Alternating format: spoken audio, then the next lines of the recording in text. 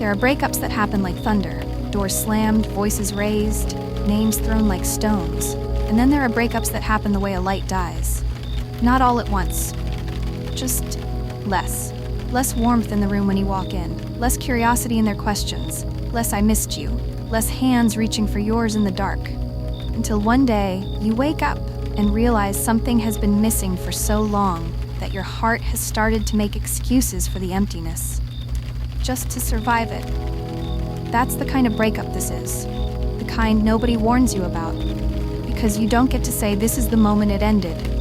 You only get to look back and say, "This is the moment I finally noticed." And what hurts most is that you didn't notice because you were distracted.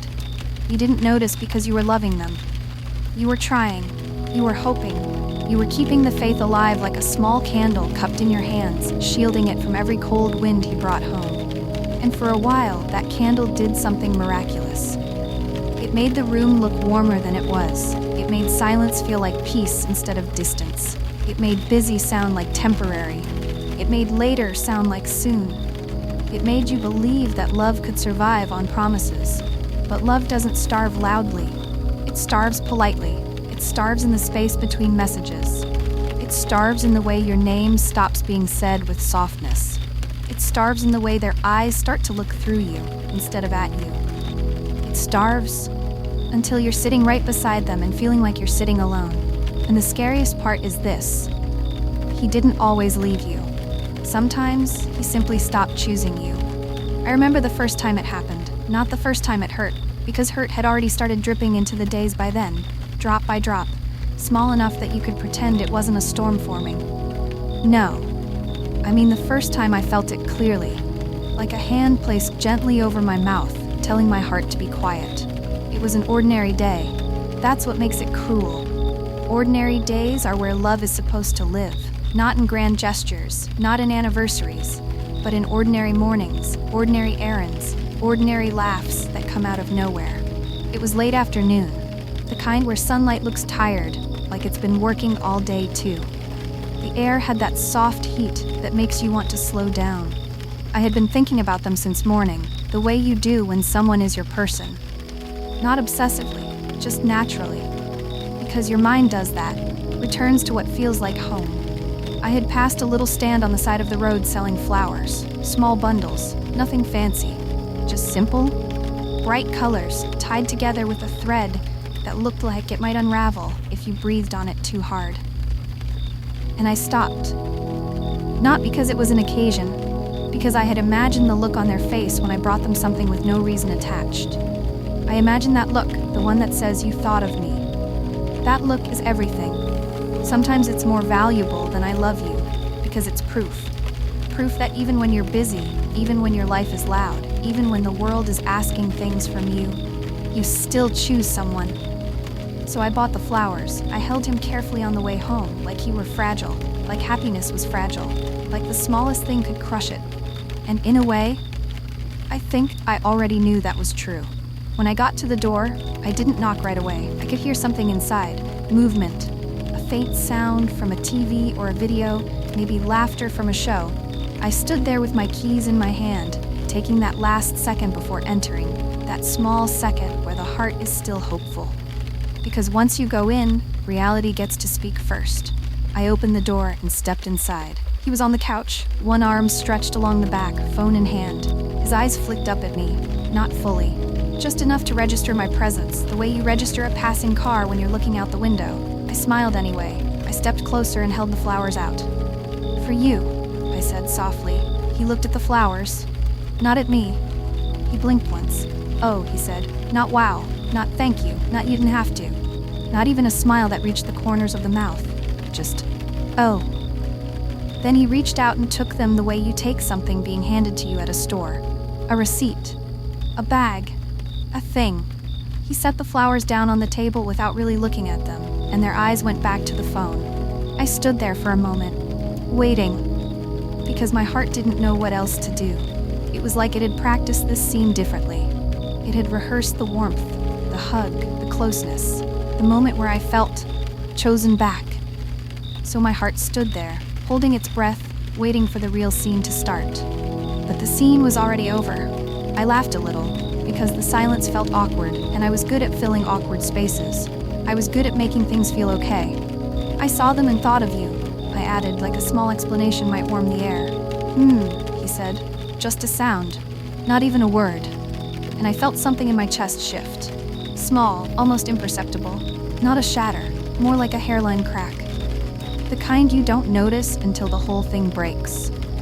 I walked into the kitchen and set my bag down, trying to keep the mood normal. I told myself he was tired. I told myself he had a lot on their mind. I told myself that love didn't need to be celebrated every time. But I kept hearing that "oh" in my head, like a door closing softly. That night I put the flowers in water myself. I trimmed the stems, found a vase, arranged them the best I could. I placed them where he could see easily. I kept glancing toward the living room, waiting for him to notice, waiting for him to say something. He never did. Later, when we went to bed, he climbed in without looking at the flowers, without acknowledging the day, without touching me for longer than a second.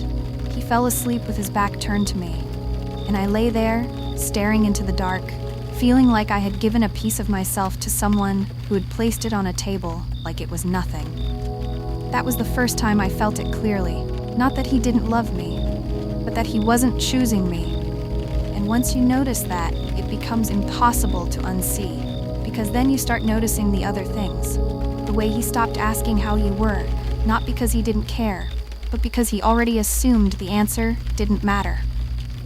The way your stories got shorter because you learned that their eyes would wander if you talked too long. The way you started editing yourself, trimming your feelings like flower stems, trying to make them easier to hold. You become someone who is always adjusting, always shrinking, always softening your edges so you don't take up too much emotional space.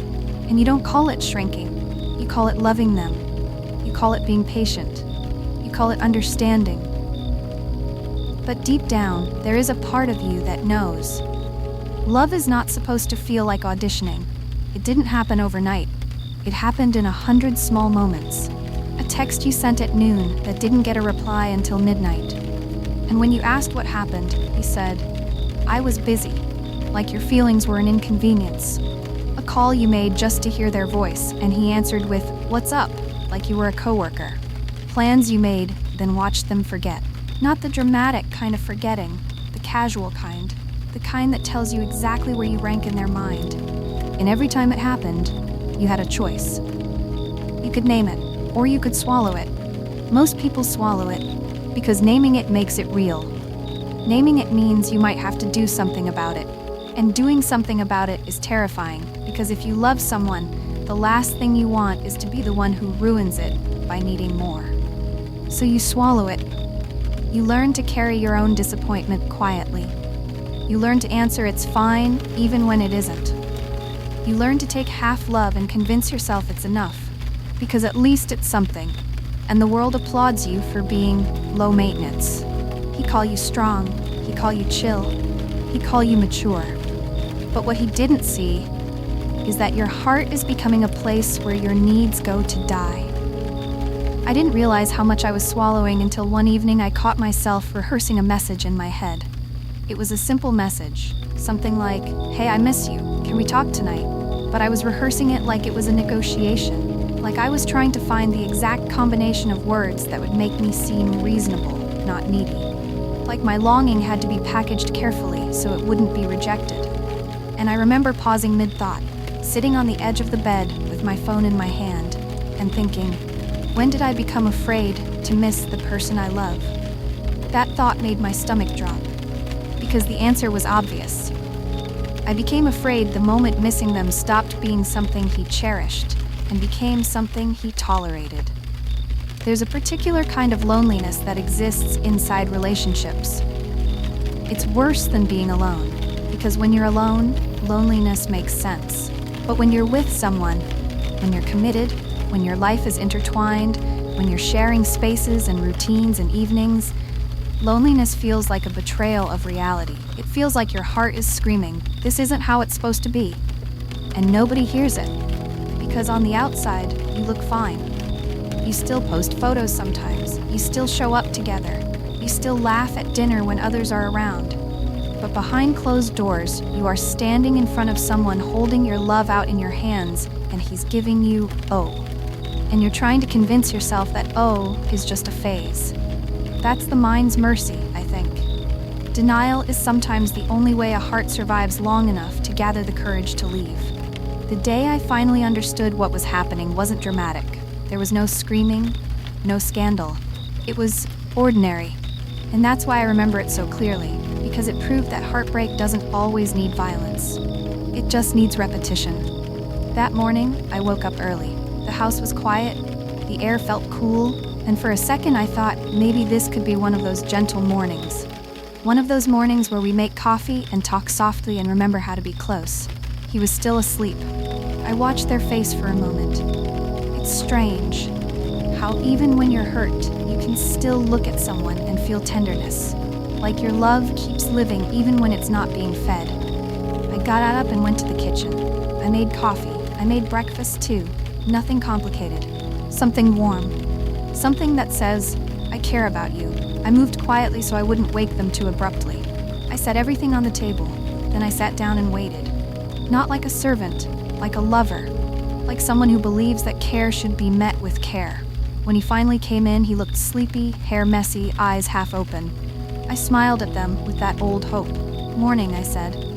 He nodded, went to the coffee, poured themselves a cup. He didn't say good morning back. He didn't look at the table. He didn't notice the effort. He leaned against the counter, scrolling their phone, sipping coffee like the kitchen was a waiting room.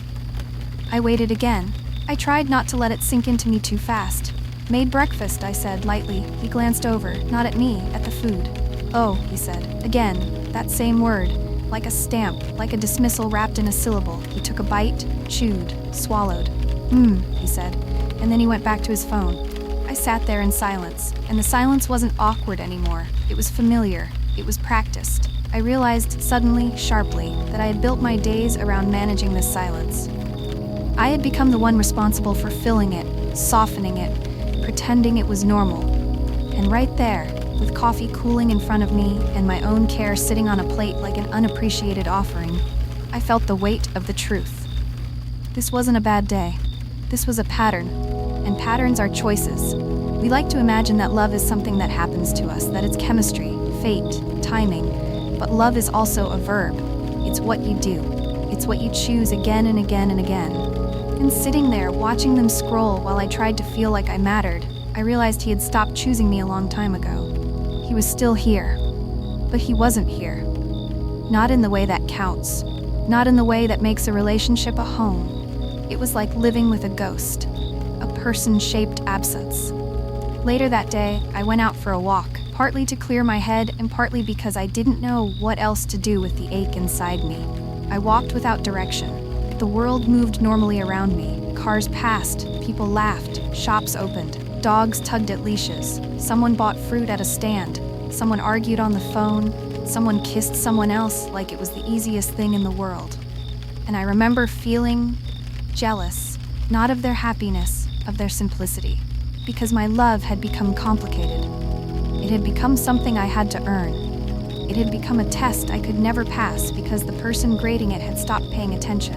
I sat on a bench for a while, letting my thoughts circle, and I asked myself something I hadn't asked in a long time. What would it feel like to be loved properly? Not perfectly, properly. To be chosen, to be considered, to be spoken to with softness, to be met.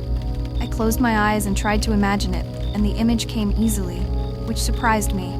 I imagined someone reaching for my hand without thinking, someone asking, "How are you?" and actually waiting for the answer. Someone who noticed the flowers, someone who noticed the effort, someone who noticed me. And the ache that rose in my throat wasn't just sadness, it was grief, because I realized I hadn't been asking for too much. I had been asking the wrong person. That thought is brutal, but it's also freeing, because it shifts the story. It stops being, "What's wrong with me?" and becomes, "What's wrong with what I'm accepting?" When I got home, he were in the same spot he's been earlier, couch, phone, that posture of half-present existence. He looked up when I walked in. "Hey," he said. One word. Neutral. Like a greeting you could give anyone. And my heart did something strange. It didn't leap, it didn't soften, it didn't hope, it just listened, as if it was waiting for evidence. "Hey," I said back. I walked past them and into the kitchen, and I felt their eyes on me for a second. Maybe he sensed something. Not that he was losing me, but that I wasn't performing for the silence anymore. That night, I didn't reach for him in bed. Not as punishment, as honesty. I lay on my side and stared into the dark, and my mind replayed the small moments. The flowers, the breakfast, the and I wondered how many times I had been given signs that I ignored. Because love can make you blind. It can make you interpret neglect as space. It can make you interpret indifference as stress. It can make you interpret being an afterthought as busy. Love can make you rewrite your own pain into a language that doesn't offend the person hurting you. And then one day, your heart finally gets tired of translating. I don't know when the decision formed exactly. It wasn't a loud decision. It was a slow rising certainty, like dawn. I just knew I couldn't spend the rest of my life feeling like a guest in my own relationship. But leaving isn't easy, even when you're the one being slowly abandoned, because part of you still clings to the memory of who he was, the version you fell for, the version who chose you without you having to beg. And that memory can keep you trapped. It's like your heart keeps visiting a house that's burned down, insisting that if it knocks enough times, someone will open the door and everything will be normal again. But houses don't unburn. And people don't become present again just because you suffer quietly. The next day, something small happened. So small you wouldn't think it could matter. But it did. I sent them a message at midday. Just a simple check-in. "Hope your day's going okay. Thinking of you." I stared at the screen after I sent it, and I felt that familiar waiting start. That anxious little posture the heart takes when it doesn't feel secure. An hour passed. 2, 3. The message sat there, delivered. No response. I told myself not to overthink it. I told myself he was busy. But then, around evening, I saw them posting online, a picture of their coffee, a caption about their day, a joke, comments, laughing, alive, present, just not with me. And something inside me finally clicked into place. It wasn't anger, it was clarity. Because the truth wasn't that he couldn't respond, it was that he didn't want to. He had time for everything else. And the hardest realization isn't that someone doesn't love you the way you want. It's realizing he had the capacity, just not the desire. That's when you understand, you're not asking them to climb a mountain, you're asking them to turn toward you. And he won't. That night, I sat on the floor of the bedroom, back against the bed, and I let myself feel it fully for the first time. Not the fantasy, not the memory, the reality. I was loving someone who was living as if my love didn't cost me anything. But it did. It was costing me peace. It was costing me dignity. It was costing me the kind of softness in myself that I used to have before I started negotiating for affection. And I whispered something to myself, so quietly I almost didn't hear it. I deserved to be chosen. Saying it felt strange, like wearing a new coat. It didn't fit yet, but it was warm. I don't know if you've ever had that moment where your heart stops begging and starts remembering who you were before you became someone who apologized for needing love. Remembering that wanting tenderness is not a flaw. Remembering that asking for consistency is not too much. Remembering that love isn't measured by how much pain you can tolerate, it's measured by how safe you feel being yourself. And I didn't feel safe anymore. I felt managed. I felt tolerated. I felt like an extra in my own life. So I stood up. I looked at the room. The same room where I had once laughed, once dreamed, once believed in forever. I looked at the bed where I had reached for them and been met with distance. And I realized that this wasn't just about them stopping choosing me. This was also about me. Choosing them anyway. Choosing them through neglect. Choosing them through silence. Choosing them even when my heart was screaming. And maybe that was the real heartbreak. Not that he stopped choosing me, but that I kept choosing someone who wouldn't. I didn't leave that night. Not yet. Healing doesn't always begin with dramatic exits. Sometimes it begins with one small act of self-respect. That night, I didn't speak into the silence. I didn't try to make things okay. I didn't cover the emptiness with jokes, or softness, or effort. I let the emptiness be what it was. And in that honesty, something changed. The next morning, he woke up and noticed that I wasn't performing, noticed that I wasn't leaning in, noticed that I wasn't reaching. He looked at me with a hint of confusion, as if the relationship had been a machine that ran on my effort, and now the machine was making a new sound. "You okay?" he asked. The question landed oddly, because it wasn't asked with warmth. It was asked with inconvenience. Like my sadness was a sudden problem that needed to be fixed so everything could go back to normal. I looked at them, really looked, and for the first time, I didn't rush to comfort them about my discomfort. I didn't say I'm fine. I didn't lie. I just said, I don't feel like you choose me anymore. The words hung in the air like mist. For a second, he didn't respond. Then he exhaled, a little sharp. "What does that even mean?" he said, as if the concept of choosing your partner was unfamiliar. And my heart, surprisingly, stayed calm. Because when you finally say the truth, there's a steadiness that comes with it. The truth doesn't need drama, it just needs space. "It means," I said slowly, "that I feel alone even when you're here." He looked away, he rubbed their face. "I've just been busy," he said.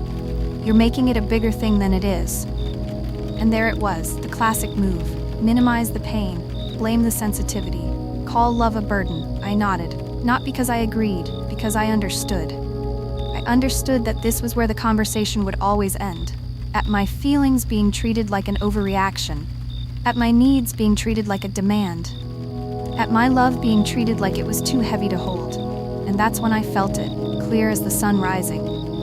This was not a relationship. This was a place where I went to feel small. I stood up. He watched me, uncertain. I didn't shout. I didn't cry in front of them. I just said, quietly, "I don't want to keep begging for the bare minimum," and I walked out of the room. I went to the kitchen and poured water into a glass, hands steady. My chest felt tight, but my mind was strangely clear. He followed a minute later. "Can we not do this right now?" he said, voice tired, like love was a task. I looked at them again, and this time, I didn't see the person I fell in love with. I saw the person who had learned he could keep me with half effort. I saw the comfort he had in my loyalty. I saw how safe he felt, knowing I would always stay. And I realized something else. Sometimes people don't change because he didn't think he need to. Sometimes he didn't choose you because you're already there, waiting. And that's when you have to decide, will you keep being convenient, or will you become someone who can be lost? That question will change your life. I didn't answer them immediately, because I was listening inward, listening to the part of me that had been quiet for too long. That part of me finally spoke. And it said, enough. Not in anger, in mercy. In the kind of mercy you show yourself when you finally stop feeding your heart to someone who keeps putting it down. "I'm tired," I said, and my voice didn't shake. "I'm tired of feeling like I'm asking for too much when all I'm asking for is to matter." He opened their mouth, then closed it. He didn't know what to say, because he didn't have a script for this version of me. He had scripts for the old me, the understanding me, the patient me, the it's okay me. But this me wasn't angry. This me was awake, and waking up is dangerous for a relationship built on your silence. I walked to the table and looked at the vase of flowers. The flowers were still there, a little wilted now, petals curling at the edges, color fading. He has been beautiful. He still was, in a way. But he was also proof.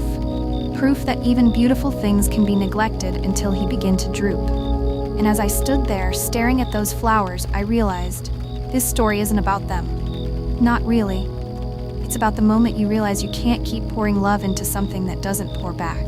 It's about the moment you stop calling neglect normal. It's about the moment you choose yourself, because sometimes the first person who needs to choose you is you. And that day, the day he stopped choosing me, was also the day I started. I didn't leave that day. And that matters, because a lot of stories about heartbreak jump straight from realization to exit.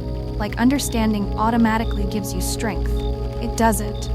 Understanding gives you clarity. Strength comes later, slowly, awkwardly, with doubt.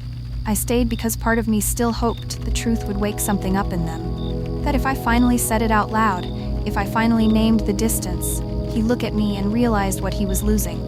That he reached for me the way he used to. That he'd choose me again. Hope is stubborn like that. It disguises itself as patience. The rest of that day passed quietly. Too quietly. We moved around each other like strangers who knew each other's habits too well to pretend completely. He spoke when necessary. I answered when required. We avoided the space where the truth had been spoken, like it was a fragile object that might shatter if touched again. That night, he went to bed early. Not with sadness, with relief. And that's when it hit me, the difference between someone who is afraid of losing you and someone who is relieved you've stopped asking. I lay awake long after he fell asleep. I listened to their breathing, steady, untroubled, and I thought about how many nights I had lain awake like this before, replaying conversations, wondering if I'd said too much, wondering if I should have said less, wondering how to be easier to love. I thought about how my mind had learned their patterns so well that it could predict disappointment before it arrived. That's not intuition, that's conditioning. When love teaches you to expect absence, something is wrong. The next few days were strange. He wasn't cruel, he wasn't kind, he was neutral. And neutrality after intimacy feels like being erased. He asked surface questions: how was work? Did you eat? But he didn't wait for the answers. He asked because silence felt wrong, not because curiosity lived there anymore. I answered anyway, because habits die hard. But something in me had shifted. I noticed how often I softened my voice without realizing it, how I framed everything carefully, like I was talking to someone who might break if I was honest. And then I caught myself doing something I'd never done before.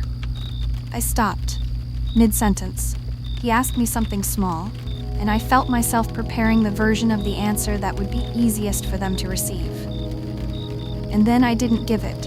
I gave the real one, not sharp, not dramatic, just real. And the look on their face was subtle but unmistakable. Discomfort. Not because I was wrong, but because I was no longer accommodating their comfort at the expense of my truth. That's when I understood something important. He didn't fall out of love with me. He fell out of effort. And effort is what makes love feel alive. Without it, love becomes a memory you keep revisiting, hoping it will feel like the present again. One evening, I stood in front of the mirror longer than usual. I wasn't looking at my face, I was looking at my posture. My shoulders were always slightly hunched now, like I was bracing for something. My eyes looked tired, not from lack of sleep, but from constant emotional monitoring. I looked like someone who had learned to make themselves smaller. And that image unsettled me more than any argument ever could, because no one had asked me to shrink. I had volunteered, out of love, out of fear, out of the belief that if I could just be easier, quieter, more understanding, he came back to me. But love doesn't return because you disappear. It returns because it's nourished. And mine hadn't been. That night, I went for another walk. The same streets, the same world is moving forward without noticing that mine felt paused. But this time, I wasn't searching for answers. I was listening to myself. I noticed how calm I felt when I wasn't trying to anticipate someone else's mood. How my breath deepened when I wasn't waiting for a notification. How peaceful it felt to exist without being evaluated. That scared me, because peace shouldn't feel like betrayal, yet somehow it did. When I got home, he was on the couch again. Same posture, same phone, same half presence. He glanced up. "Hey," he said, and I realized how much weight that word used to carry for me. How I used to listen for tone, for warmth, for signs that I still mattered. This time I didn't search. I just heard it for what it was, a greeting, nothing more. I sat down across the room, not beside them, across. And that distance felt intentional, not passive, he noticed. Noticed because he looked up again. "You okay?" he asked. Again, I paused before answering, not because I was choosing words carefully, because I was choosing honesty. "I'm starting to realize," I said slowly, "that I've been doing most of the choosing for both of us." He frowned. "What do you mean?" I looked at them. Really looked. And for the first time, I wasn't afraid of what I'd see. "I mean," I continued, "that I've been choosing to stay, choosing to explain, choosing to wait, choosing to make excuses, choosing to hope. And I don't feel like you've been choosing me in return." He sighed. That sigh. The one who carries exhaustion without responsibility. "I don't know what you want from me," he said. "I'm here, aren't I?" That sentence landed like a verdict. I'm here. As if presence alone was love. As if occupying space was the same as sharing it. As if being available was the same as being invested. And in that moment, something inside me finally let go of the fantasy that clarity would change them. Clarity changes you. I don't want anything you don't want to give, I said quietly. I just don't want to keep pretending this feels okay. He didn't argue. He didn't reassure. He nodded slightly, like someone acknowledging a complaint he didn't intend to act on. And that was my answer. You see, the truth doesn't always arrive as a dramatic confession. Sometimes it arrives as indifference.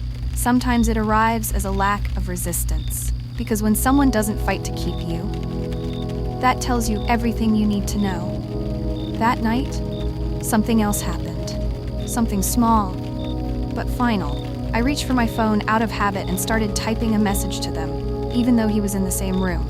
It was the kind of message I'd sent dozens of times before. Something warm, something connective, something that bridged the emotional distance he never acknowledged. And halfway through typing, I stopped. I stared at the screen, and for the first time, the thought wasn't, will this make them closer? It was, why am I doing this? Why was I still trying to create intimacy alone? Why was I still performing emotional labor for someone who treated it like background noise? Why was I still afraid to stop? That fear, that's the real addiction, not the person. The hope, the belief that if you just try harder, love will wake back up. I deleted the message, and my hands shook. Because that was new. Letting go always feels like loss at first, even when what you're letting go of has already been gone. The days that followed were quieter, not colder, clearer.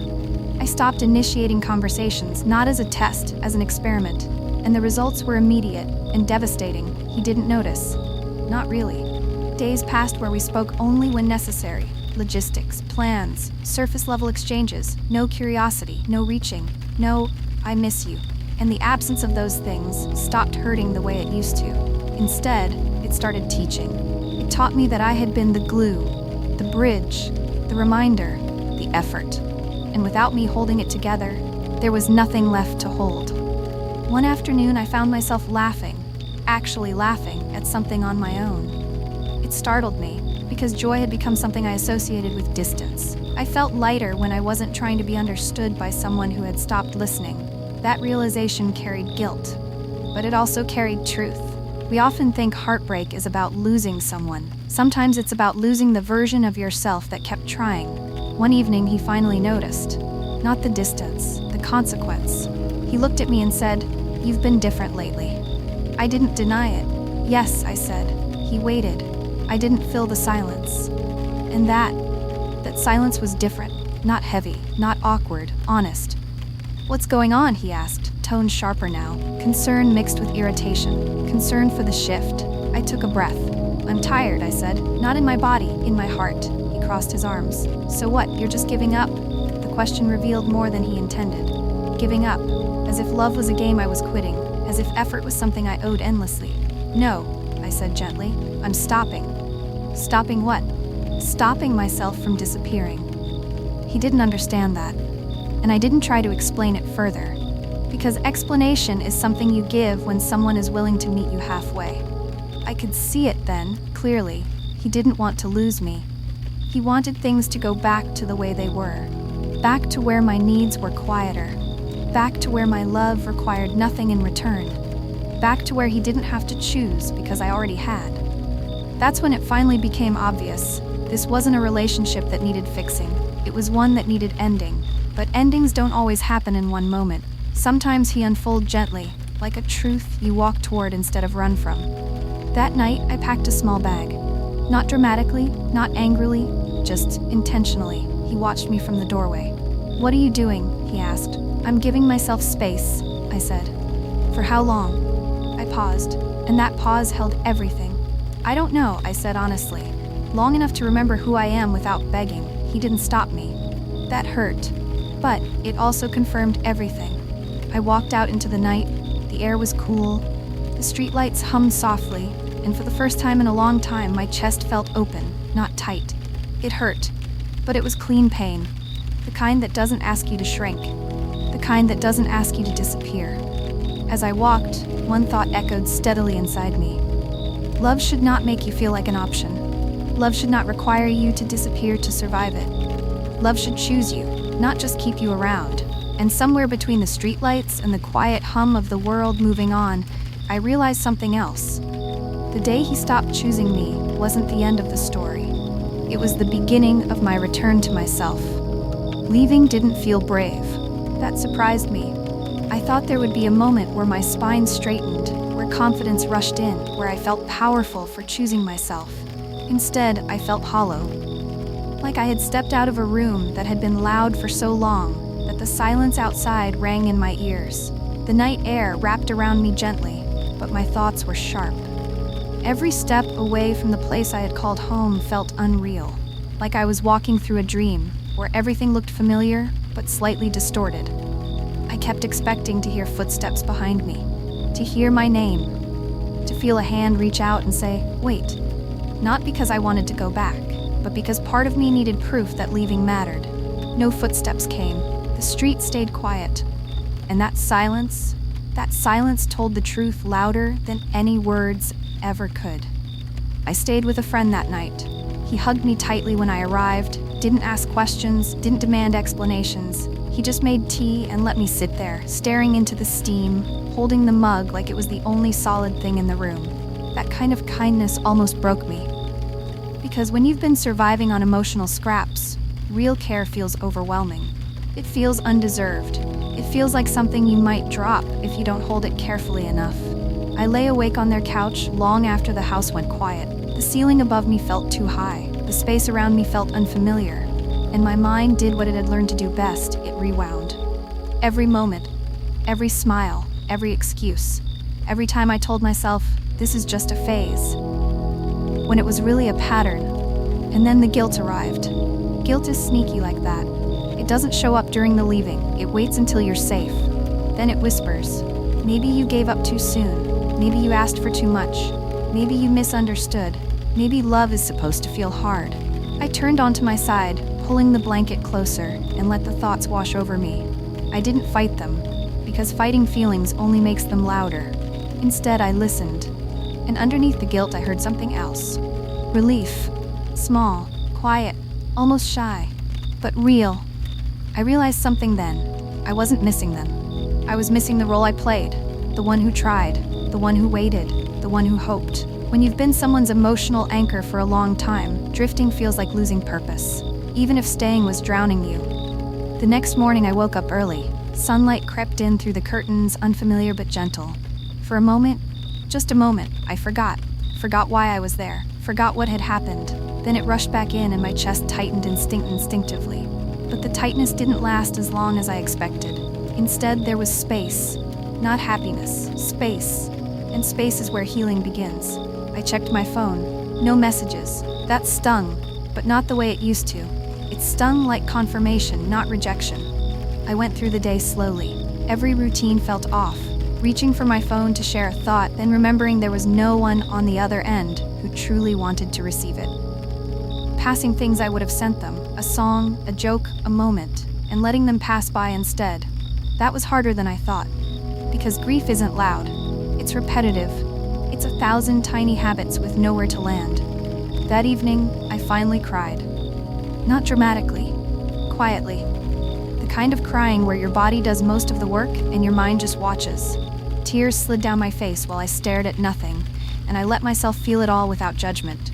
The loneliness, the disappointment, the grief for the future I had imagined, the grief for the version of them that no longer existed, and the grief for myself for all the times I made myself smaller just to keep someone close. That grief deserved to be felt, so I let it. Days passed, then more. I moved back into my own space.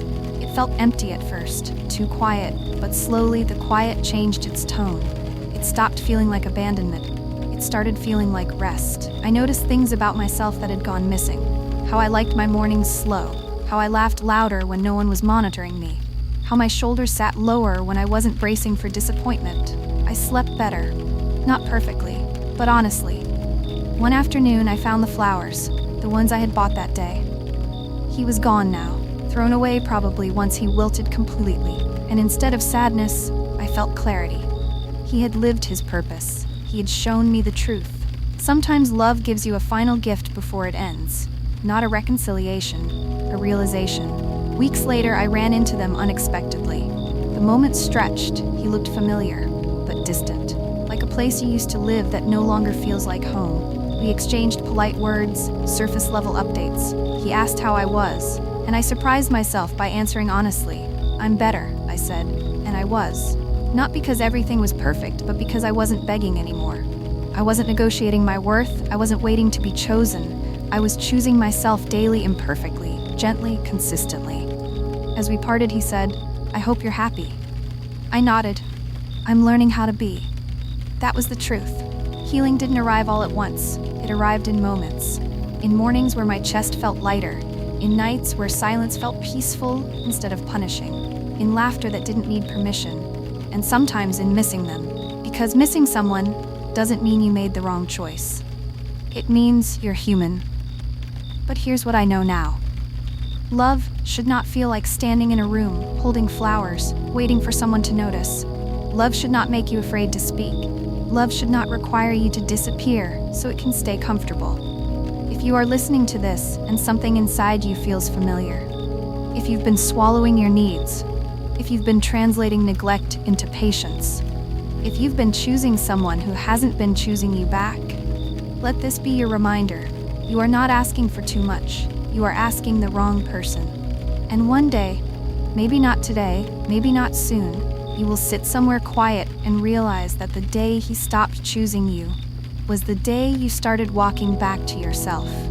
And that journey, slow, gentle, imperfect, is worth everything. You don't need to rush it. You don't need to prove anything. You just need to keep choosing yourself. Even on the days it feels lonely, especially on those days, because one day, love will meet you there, and it won't hesitate. It won't say, "Oh." It won't make you wait. It will see you, and it will choose you fully, openly, without effort. Until then, rest, breathe. You're not broken. You were just loving someone who stopped choosing you, and now you're choosing yourself.